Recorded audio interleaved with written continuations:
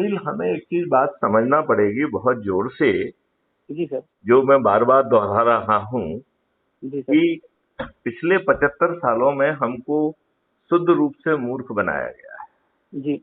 इस बात को आप कहां तक मानते हैं और सहमत होते हैं? देखिए, देखना पड़ेगा सर कि मतलब हम किस संदर्भ में बात कर रहे हैं। हम इस संदर्भ में बात कर रहे हैं कि हमें सही आजादी नहीं मिली, समझौते के जी। तहत आजादी मिली है, और जी। हम देशवासियों पर गुलामों के वही नियम थोप दिए जो अंग्रेजों ने भारतीय गुलामों के लिए बनाए थे, बिल्कुल और बिल्कुल बिल्कुल। अपनी सोची समझी रणनीति के तहत बनाए थे। रणनीति बड़ी स्पष्ट थी कि जी। भारतीयों को उत्पीड़ित करना है, अपमानित करना है, शोषित करना है, उनमें हीन भावना डालना है, और उन्हें जी। प्रक्रिया में फंसा के तोड़ देना है। इस ध्येय से जो नियम कानून बनाए थे, ये कोई भी नियम कानून, इवन जुडिशियल व्यवस्था आपको न्याय व्याय देने के लिए नहीं बनाई गई थी। हाँ आपको हाँ हाँ। प्रक्रिया में फंसा के लंबे समय तक, अदरवाइज ये बताओ, 4 बयान और 2 दस्तावेज हैं, वो एक दिन में क्यों डिसाइड नहीं हो सकते हैं? सही है। उसको जो है ना 30-30 साल क्यों लग रहे हैं? बिल्कुल, मैं एक दिन। सहमत हूँ आपकी, इस मुद्दे पर सहमत हूँ सर। हाँ, तो दूसरी बात है, जो प्रशासनिक व्यवस्था अंग्रेजों ने लाई थी, जी। कि चंद मुट्ठी भर अंग्रेज भारतीयों के विरुद्ध यूज करके, और वो लॉर्ड की तहत रहे जो है ना, भारतीयों के ऊपर, गुलामों के ऊपर पेश आते थे। क्या वही व्यवस्था आज आपके ऊपर नहीं थुपी हुई है, बिल्कुल सही है सर। जो पूरी तरह से असंवेदनशील है, जो उनकी विधिक जिम्मेवारी है उसको बेशर्मी से पूरा नहीं करती है, बेशर्मी बिल्कुल से, और राजनेताओं की चरण सेवक बनी हुई है। अब बिल्कुल। आप ये बताइए, आपकी जुडिशियल व्यवस्था अंधी क्यों होना चाहिए, बताओ? वो बड़े गर्व से जो है ना आंखों की पट्टी बांधते हैं कि नहीं बांधते हैं? हाँ हाँ, बिल्कुल मानते हैं। हम ये कह रहे हैं कि उन्हें शर्म आना चाहिए। हमारे न्यायालय में जो बैठा व्यक्ति है, उसकी तो 1000 आंखें होना चाहिए। और क्या, सही है सर। तो नहीं, क्योंकि वो कोई गलत निर्णय लेगा तो जिंदगी तो हमारी खराब होगी ना। तो बिल्कुल आप होगी आप जिंदगी। अंधे हैं तो हम अंधों से न्याय क्यों कराएं? सही है। बात आप मानते कि नहीं? बिल्कुल तो एग्री हूँ सर। तो ये जो नियम कानून और व्यवस्था है, ये कायदे से तो शुरू में ही बदल जाना चाहिए थी। देखो, जब बिल्कुल। एक 23 साल का बच्चा भगत सिंह, मैं उसे बच्चा कहूंगा, 23 साल आज के जी जी। जमाने में तो बच्चा ही हाँ, होता कुछ है। नहीं है सर। तो 23 साल का बच्चा, उसकी डायरी पढ़िए, जी। उसने एक पूरी बात सोच के रखी थी कि हमारा परिवर्तित भारत कैसा होना चाहिए। तो ये जो इतने सालों तक जो है ना, ये नौटंकी करते रहे कि हम आजादी की लड़ाई लड़ रहे हैं, इन्होंने कोई भारत का सपना नहीं देखा था कि हमारा भारत कैसा होगा, हमारे नियम कानून कैसे होंगे, हमारी प्रशासनिक व्यवस्था कैसी होगी, हमारी जुडिशियल व्यवस्था कैसी, ये कोई सपना इनको देखना चाहिए था कि नहीं देखना चाहिए था? बिल्कुल एक विजन होना चाहिए था सरकारों के पास भी। तो ये विजन क्यों नहीं है? अब आप ये हमने तो। बताइए, हम डिमोनेटाइजेशन करते हैं, जी। आपको मालूम है 2016 में मैथिली शरण गुप्त ने 6-7 साल की सेवा रहने के बावजूद भी एज ए सिटिंग डीजी अपने माननीय प्रधानमंत्री नरेंद्र मोदी जी को ऑफिशियल मेल से पत्र भेजा था कि ये 18 पॉइंट आप कर लेंगे तो आपका जो है डिमोनेटाइजेशन सफल हो जाएगा। और 18 पॉइंट में से 4 पॉइंट में अभी आपको दोहराऊंगा। जी। तो उसमें था कि आप जो एक्सचेंज बिजनेस को बंद करिए।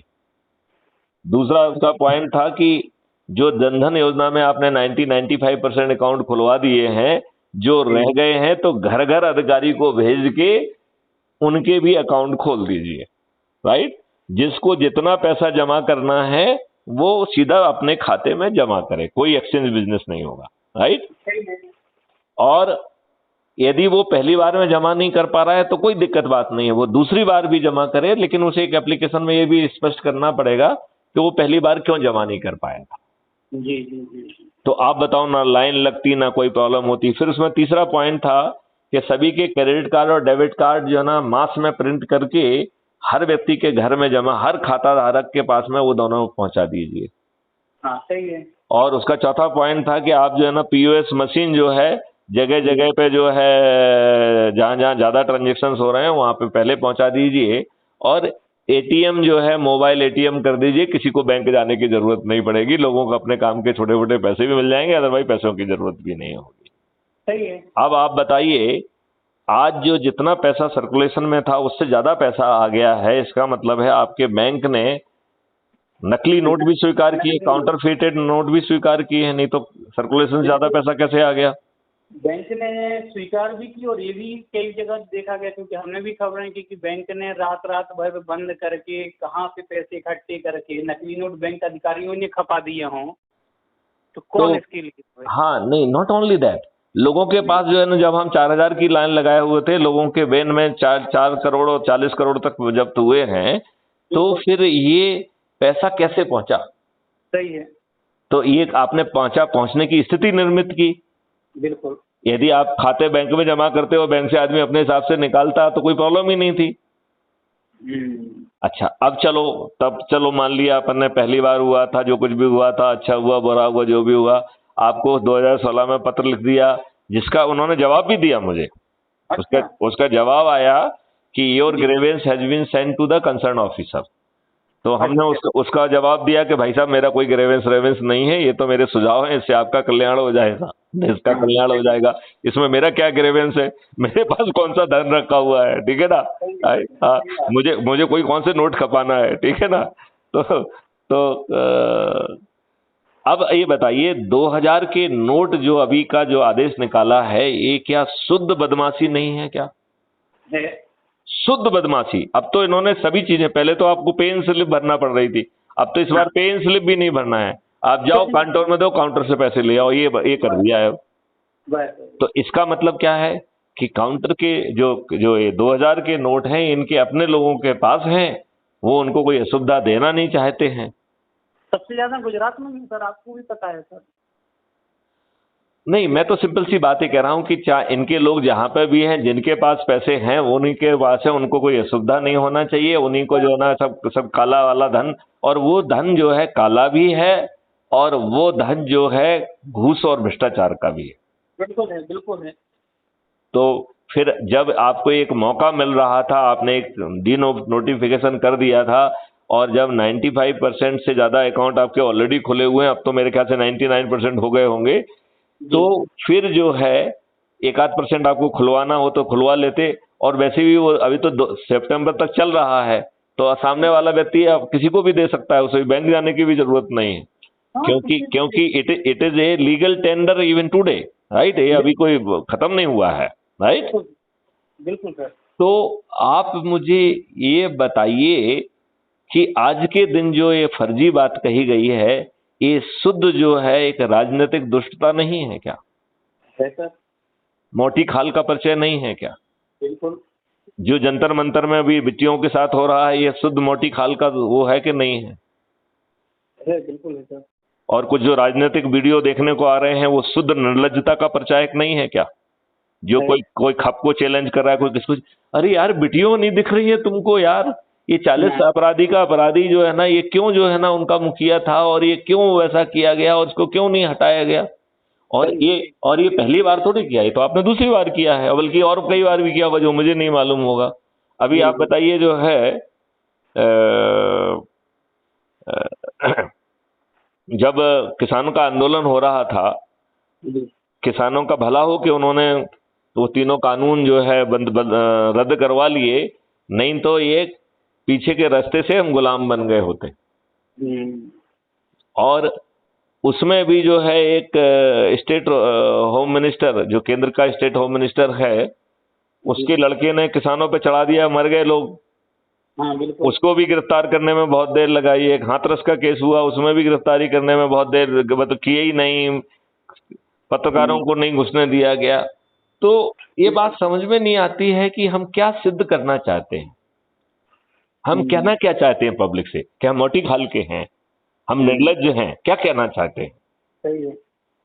और हमारे जो विधिक व्यवस्था का जिनका दायित्व है, वो अपने विधिक व्यवस्था का पालन क्यों नहीं कर रहा है? उसने वो जो है रूल ऑफ लॉ है, रूल ऑफ पार्टी नहीं है, तो रूल ऑफ लॉ का पालन क्यों नहीं हो रहा है? पुलिस जो है ना अपने विधिक कर्तव्यों का पालन क्यों नहीं कर रही है? सही है। यदि ये राजनेता इतने दुष्ट हैं, तो जो है ना होम मिनिस्टर को जो है ना इंटरेक्शन प्रतिबंधित होना चाहिए। जो भी कहना है आप पॉलिसी बनाइए, मतलब you can not take the meeting of the DG. हम तो कह रहे हैं, हम तो ये नियम ले आना चाहिए हमें तो। सही है। आप क्यों मीटिंग लोगे बताइए? आपको जो कुछ कहना है वो दिशा निर्देश जारी करिए, बिल्कुल। दिशा निर्देश बताएंगे, उसका पालन कराइए। जवाब लीजिए उसका। सर आप रिफॉर्म में भी रहे ना? मैं डीजी पुलिस रिफॉर्म रहा हूँ लंबे समय तक। तो आपने जैसे जो भेजे होंगे तो सरकारें अटका लेती होंगी यहाँ, तो आपके सुझाव। नहीं, मैंने तो गवर्नमेंट ऑफ इंडिया को भेज के उसे नेशनल पुलिस मिशन बना लिया। आपको मालूम है crime free Bharat is a national police mission of government of India and I am the project head of that mission. हमने जो है 30 सितंबर 2020 को एक कानून का ड्राफ्ट बना के भी गवर्नमेंट को भेजा है। अच्छा। हाँ, जिसका नाम है national authority for scientific and technical assistance in investigation and detection of crime under entry 65C schedule 7 of the constitution. तो अभी कुछ आया सर उस पे? नहीं, वो कभी नहीं आएगा। राजनेता जो अपराधियों को ही फेवर कर रहे हैं, वो ऐसा कानून क्यों बनाएंगे? वो क्राइम फ्री भारत क्यों लाएंगे? सही है, सही है। भाई ये बताइए, 3-4 PIL लगी कि भाई जब देश में चपरासी बनने के लिए साक्षरता और साक्षर होना चाहिए, तो ये हमारे कानून के निर्माता इन्हें भी साक्षर कम से कम चपरासी के लायक तो क्वालिफिकेशन इनकी होना ही चाहिए। होना चाहिए कि नहीं होना चाहिए है? तो इन चारों, ज्यादा भी हो सकती है, मेरे संज्ञान में 4 हैं, तो इन 4 सुप्रीम कोर्ट की PIL में, सभी PIL में सुप्रीम कोर्ट ने PIL लगाने वाले की बात मानी, राइट, और कहा कि मैं आपकी बात से सहमत हूं और मैं भी पार्लियामेंट से निवेदन करता हूं कि वो जो है पीपल्स रिप्रेजेंटेटिव एक्ट 1950-51 में संशोधन करें और यही जो है नियम में डाल दें, राइट। सही है। तो उसको डालने की बजाय 7-8 साल हो गए हैं, जो पहली बार सुप्रीम कोर्ट ने कहा था, 7-8 साल हो गए हैं, राइट।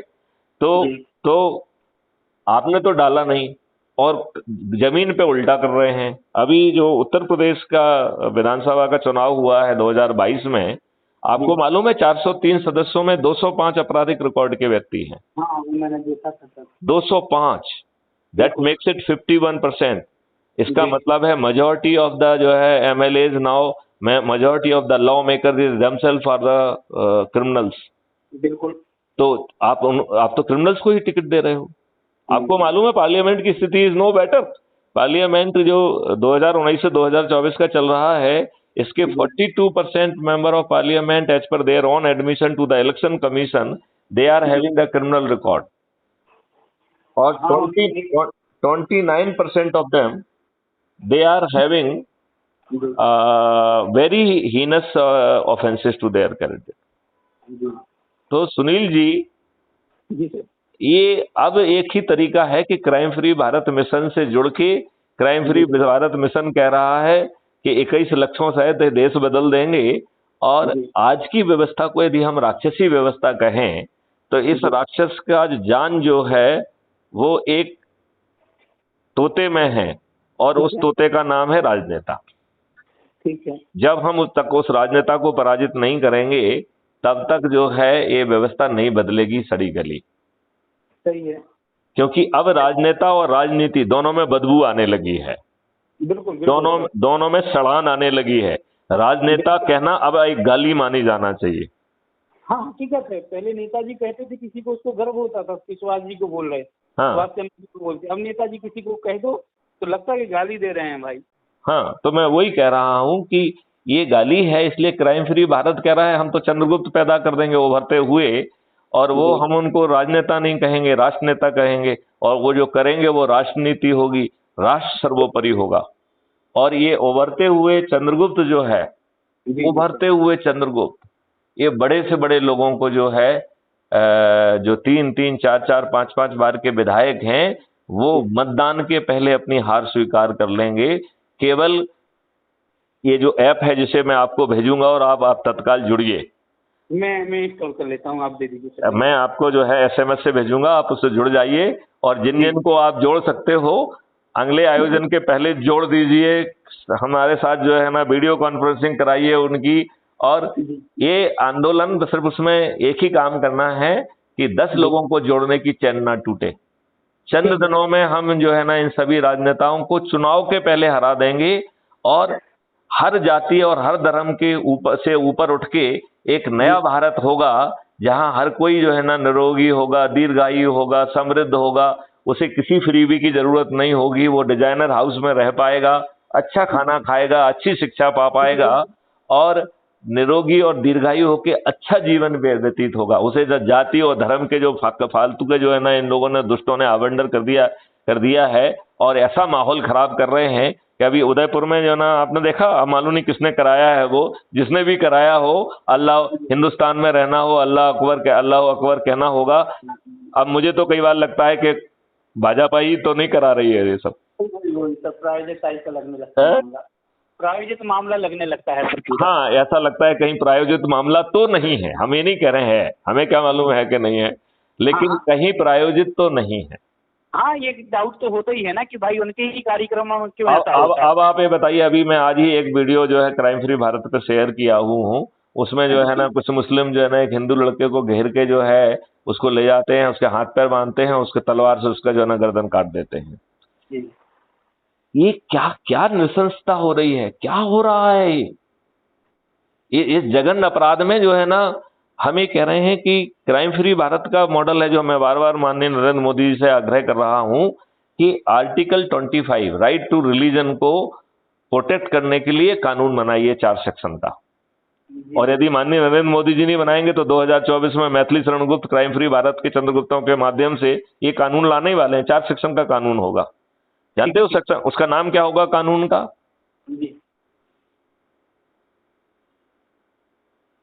हेलो। हाँ, उसका जो नाम होगा वो होगा enforcement of right to fundamental right to religion. तो जो कोई आपका जो है ना आर्टिकल 25 क्या कह रहा है कि आपकी आत्मा और आपकी कॉन्शियंस जिस धर्म को उचित समझे उसको माने, ये कह रहा है। दूसरा कह रहा है कि जिस धर्म को आपको प्रचार करना है वो कर लीजिए। लेकिन आप ये बताइए, ये कहने का जो है ना आपको किसने हक दे दिया है कि हिंदुस्तान में रहना है तो जय श्री राम कहना होगा? ये किसने हक दे दिया है कि हिंदुस्तान में रहना हो तो अकबर वो अल्लाह कहना होगा? ये आपको किसने हक दे दिया कि जो है मेरा धर्म मानो नहीं तो तुम काफिर हो, अन्यथा जो है मैं तुम्हारा से धड़ से जुदा कर दूंगा और मुझे जन्नत भी मिलेगी और 72 हुरें भी मिलेंगी? ये क्या आर्टिकल 25 का उल्लंघन है कि नहीं है? सुनील जी मुझे बताइए। बिल्कुल है सर। तो एक 4 सेक्शन का यदि एक हम एक्ट बना दें, जो माननीय नरेंद्र मोदी नहीं बनाएंगे तो मैथिली शरणगुप्त बनाने वाले हैं, ठीक है ना। उसका पहला सेक्शन रहेगा कि जो है राइट टू फंडामेंटल राइट का violation will be A heinous offence, right, संज्ञेय और जघन्य अपराध होगा, ठीक है ना। सेकंड होगा कि यह अजमानती होगा, मजिस्ट्रेट भी जमानत नहीं ले पाएगा। मजिस्ट्रेट केवल एक ही परिस्थिति में जमानत ले पाएगा यदि आपका जो है आवेदन ही फर्जी है, आपका फर्जी जो है ना झूठा फंसाया गया है, झूठा फंसाया को छोड़कर अन्य केस में जमानत ही नहीं हो सकती है, राइट। तो आप जेल में सड़ेंगे। Number 3, crime free Bharat K techno engine के तहत 3 दिन से 30 दिन के अंदर आपको न्याय मिल जाएगा और 15 साल से कम की सजा नहीं होगी। ये बहुत बढ़िया है। सेक्शन नंबर नहीं, ये पहले से ही लिखा है, मजिस्ट्रेट इस 15 साल से नीचे की सजा दे ही नहीं सकता है। ये हत्या के अपराध से भी बड़ा अपराध माना जाएगा, ठीक है ना। और चौथा कि जो व्यक्ति इसका वायलेशन करेगा उसकी पूरी संपत्ति जब्त कर ली जाएगी 100%। और यदि कोई संस्था उस व्यक्ति के पीछे खड़ी हुई है तो उस संस्था को अवैधानिक घोषित करके उसकी भी संपत्ति जब्त कर ली जाएगी। 1-2 पैसा अगर इसी एक्ट के तहत कार्रवाई होगी तो ये सारी चीजें अपने आप रुक जाएंगी हिंदुस्तान में। तो मैं ये कह रहा हूं भारत में एक दंगा नहीं होगा। अरे भाई, एक चीज गड़बड़ नहीं होगी भैया, जो तुमको जहां मोक्ष मिल रहा है तुम लोग ना भैया, हमें क्या दिक्कत है। अभी जो तलवार के आधार पर जो है ना आपने कितनी बार धर्मांतरण किया, ये क्रिश्चियन कितनी धर्मांतरण करा रहे हैं, सभी धर्मांतरण करा रहे हैं, ये क्यों नाटक हो रहा है भाई। और हम तो ये कह रहे हैं कि जिसको जहां लग रहा है, हम तो कह रहे हैं यदि सभी हिंदुओं को लग रहा है कि हमको इस्लाम में जो है ना हमें वो हो रहा है तो उसको मान ले वो। यदि हमारे जो मुस्लिम भाई हैं उनको लग रहा है कि हमारी लोगों को दबाव में जो है मुसलमान बना दिया है, अब उनको लग रहा है कि नहीं हमें सनातन धर्म में जो है ना ज्यादा वो है, तो इधर आ जाओ तुम, जिसकी जो कॉन्शियंस करे। यही तो आर्टिकल 25 कह रहा है। बिल्कुल बिल्कुल। आर्टिकल 25 क्या कह रहा है कि भैया आपकी आत्मा जिसे मानना चाहे माने, लेकिन उसमें ना तो लेवरमेंट होना चाहिए, ना इंड्यूसमेंट होना चाहिए, ना बदमाशी होना चाहिए, ना डर होना चाहिए, ना मक्कारी होना चाहिए। अभी तो चारों तरफ यही चीजें हो रही हैं। जितने भी धर्मांतरण हैं वो अंडर फियर और इंड्यूसमेंट नहीं है क्या? जी। सभी, चाहे वो क्रिश्चियन ने किए हों, चाहे वो मुस्लिम्स ने किए हों, चाहे किसी ने किए हों, वो सभी इसमें है। अच्छा। केवल एक ही जो है ना धर्म का जो हुआ है, बौद्ध धर्म, जो प्रचार के आधार पर हुआ है, उसमें कोई डर नहीं था, किसी के ऊपर धमकी नहीं दी हाँ, गई, धमकी या डरा धमका के नहीं हुआ। नहीं हुआ, सभी लोगों ने उसे ग्राह्य किया। तो चाहे वो जैन का धर्म हो, चाहे वो बौद्ध का धर्म हो, जो कि कितनी देशों में पहुंच गया, वहां पर जो है ना कोई इंड्यूसमेंट नहीं था, कोई डर नहीं था, कोई भाव नहीं था, इनलाइटनमेंट था। बिल्कुल बिल्कुल सर। तो मैं जो है सुनील जी, अब सोने का समय नहीं है जी, हम सब लोगों को क्राइम फ्री भारत से जुड़ना चाहिए। और यदि आप कुछ प्रश्न पूछना चाहते हैं तो पूछिए आप। नहीं नहीं, आप मुझे सिर्फ ऐप भेज दीजिए। हाँ, तो और जितने मैं आपको एक चीज और कहना चाहता हूं, जो मैं आपको लिंक भेजता हूं, ये सब link crime free Bharat YouTube channel की हैं। उसमें 3500 वीडियोज हैं कि 21 लक्ष्य जो मैंने आपको बताए हैं, तो 2-3-4 बताए हैं। 21 लक्ष्यों के साथ ये देश बदल जाएगा। इस देश में एक भी व्यक्ति गरीब नहीं बचेगा। किसानों की आमदनी 5 गुना और मजदूरों की आमदनी 10 गुना बढ़ेगी, और बाकी सब लोगों की तो आमदनी बहुत बढ़ जाएगी। मतलब जो सबसे लो तबके का व्यक्ति है वो डिजाइनर हाउस में रहेगा, उसे पीएम आवास की योजना की जरूरत नहीं होगी। जिसके नाम पे 75 सालों से राजनीति चल रही, वो सब खत्म हो जाएगी अगर ये हो गया तो। नहीं तो हाँ, तो क्यों होना चाहिए वो राजनीति, क्यों होना चाहिए? आपने जाति में बांट दिया, धर्म में बांट दिया, नफरत फैला दी, सही है। मूर्ख बना रहे हैं आप। और जो जाति के नाम पे जो गड़बड़ी करवा रहे हैं वो देखा जाए। जी, आप तो मुझे सर इसकी लिंक भेजिए। मैं जितने भी हमारे संवाददाता मध्य प्रदेश, छत्तीसगढ़, उत्तर प्रदेश, उत्तराखंड में हैं, हम उनको ये फॉरवर्ड कर देते हैं। नहीं, अकेला फॉरवर्ड नहीं करना है, फॉरवर्ड करिए और फिर 1 to 1 टॉक करिए उनसे। नहीं, उनको मैं बोलता हूँ कि ये फॉरवर्ड करने के बाद कि जो भी आपकी जगहों के ग्रुप हैं, व्हाट्सएप ग्रुप, आप सर्कुलेट कीजिए इसको, है ना? और फिर 10 लोगों से प्रतिदिन 1 to 1 बात करिए। ये बात जरूर जोड़ना है, क्योंकि ये समय कर दूंगा और आपसे भी जुड़वा दूंगा इन लोगों को। बिल्कुल बिल्कुल बिल्कुल। और ये जो है इस ऐप की लिंक उनके जो है प्रोफाइल की आईडी में है। एक चीज मैं आपको थोड़ा सा इस ऐप के बारे में बता दूं। ये ऐप जो है लिंक से आप आपके पास पहुंचेगी, आप क्लिक करेंगे तो वो डाउनलोड ऐप करेगा, राइट? और उसमें जो है एक फोटो दिखेगा जिसमें प्लस साइन लिखा हुआ है, तो प्लस साइन को दबाएंगे तो आपका फोटो अपलोड कर लीजिए। यदि गैलरी में पहले से ही फोटो नहीं हो तो एक अपना अच्छा सा फोटो खुद ही ले लीजिए और उसी को अपलोड कर दीजिए। अपना नाम लिखिए, अपने बारे में विस्तार से लिखिए, क्योंकि दूसरे सदस्य हो सकता है आपके मैथिली संगुप्त तो आपको जानते हैं, लेकिन हर कोई तो नहीं जानेगा ना। तो अपने बारे में विस्तार से लिखिए और फिर अपना पिन कोड डालिए। जैसे ही आप पिन कोड डालेंगे आपका आइडेंटिटी कार्ड जनरेट हो जाएगा और आपका आइडेंटिटी कार्ड आपके प्रोफाइल में होगा। तो ऐप खोलेंगे तो ऐप में सबसे नीचे दाहिनी ओर आपका प्रोफाइल है, राइट? प्रोफाइल को खोलेंगे तो सबसे पहले उसमें आइडेंटिटी कार्ड आएगा। उसके बाद उसमें पहला ऑप्शन है शेयर ऑन व्हाट्सएप, तो उसको क्लिक करिए। जितने भी ग्रुप हो उसको जो ना उससे बांट दीजिए, तो आपको कोई मेहनत नहीं करना पड़ेगी। उसको क्लिक करो, 5-5 करके ग्रुप में आप बांट कर दोगे तो आपका 100 ग्रुप है तो 20 बार करना पड़ेगा, राइट? फिर दूसरा ऑप्शन है कॉपी लिंक, तो उसको कॉपी करिए। जो आपको एसएमएस आए हुए हैं उन सबको जो है ना चैप करके भेज दीजिए, तो एसएमएस वालों के पास भी पहुंच गया, राइट?